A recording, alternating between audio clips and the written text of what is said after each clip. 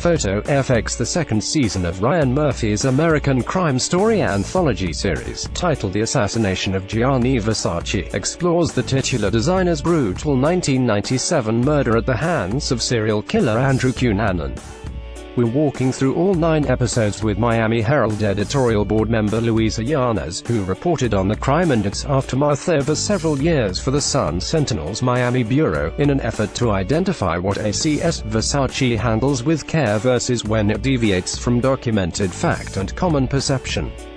The intention here is less to debunk an explicitly dramatized version of true events than to help viewers piece together a holistic picture of the circumstances surrounding Versace's murder. In other words, these weekly digests are best considered supplements to each episode rather than counter-arguments. Below are Yanez's insights into the veracity and potency of events and characterizations presented in Episode 1, The Man Who Would Be Vogue. What They Got Right. Miami Beach circa 1997. The book and the placing of the time is accurate. Yanez says, referencing Ryan Murphy's time as a writer for Miami Herald, "I'm sure he would have been careful to make everything true. You can always tell when there's a scene shot in Florida because the sun is so bright. You could tell it was a Miami Beach production, which it was. Versace's final morning, and that dead bird, I was waiting to see people going the wrong way on the street." Yanez says of Versace's final walk into town, "But it all scans as authentic. From somebody asking him for his autograph and him denying it to the bird that dies along with him. That bird," she adds, "sparked a panic that this was a mafia from Sicily hit, though it turned out to be a freak accidental thing." Yanez also still recalls how the puddle of dried blood remained there for days, from Versace's wounds. If there was any discrepancy, it's that she remembers him purchasing the European Vogue, not its American counterpart, at News Cafe. The initial manhunt, because Cunanan had been killing people along the way, they very quickly identified him as a suspect. Yanez says, "Here you see the police chasing somebody in a red polo shirt, and it turns out it's not Cunanan, but that happened a lot. Many men who looked like Cunanan were all of a sudden rounded up. And Cunanan managed to escape. For the next 15 days this community was in a total panic. In fact, there's a reporter who was stopped because he looked like Cunanan and he was taken into custody for a couple of hours." The pawn shop tip. This was my big scoop. Yanez shares of her encounter with pawn shop clerk Vivian Oliva. "We'd just spent the day chasing leads, and one of them was that Cunanan had pawned a coin he'd taken from one of his murder victims up north, and he had used his real name and address on the pawn form. I stayed around and talked to the lady, and she says, 'I hope I didn't do anything wrong,' and I said, 'Why?' and she says, 'Well, I sent those forms to the police department. Immediately, I realized this was a week before Versace was killed, so that became a big fiasco for the Miami Beach Police Department because that form just sat on a detective's desk.' That pawn shop lady is significant, and I'm glad to see they featured her in Episode 1. Although, Yanez does clarify that the real-life Oliva, unlike actress Kathy Moriarty, is Cuban. The arrival of Donatella. Once Donatella arrived, Antonio D'Amico became a little bit of a bad guy. Yanez says, "She took over and he became a guy in the house. I know he was interviewed by the police, but when Donatella gets here, the family takes over and Antonio falls into the background. The delayed IPO, we had reporters assigned to Cunanan and Versace himself and then to his company," Yanez explains. "It was a delicate time for the company.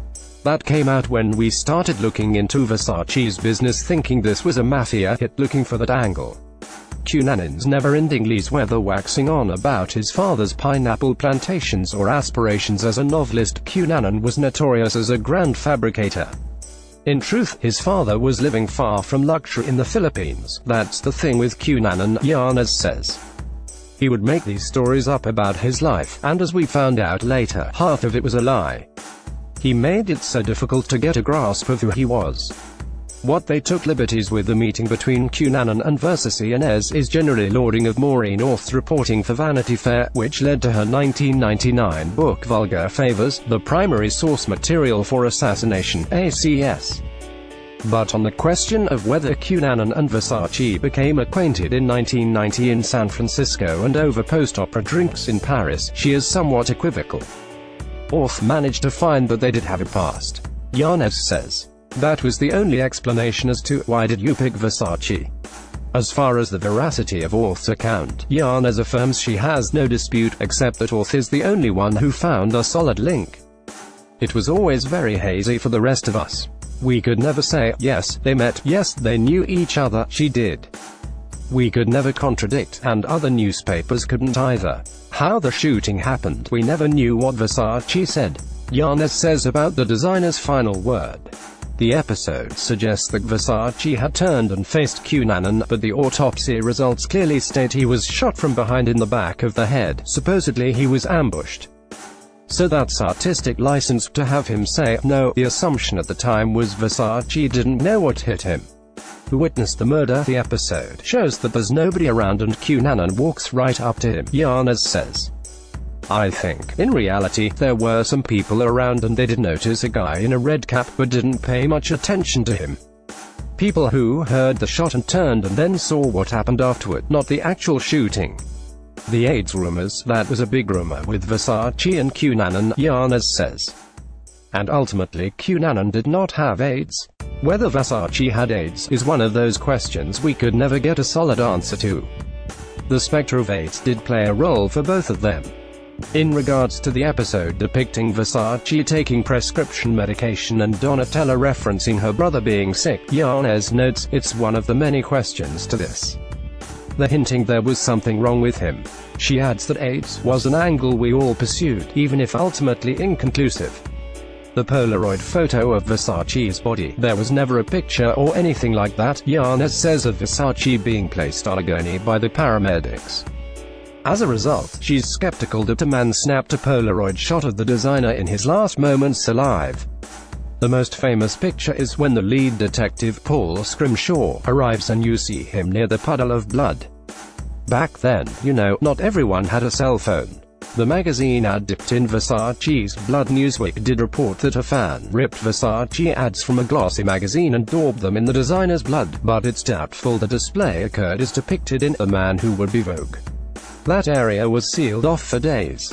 Yanez says, "I remember hearing vaguely of the fan, seeing it in a local newspaper. That might have been law or something that happened late at night, but that house was sealed off immediately. They couldn't get to those steps if they wanted to."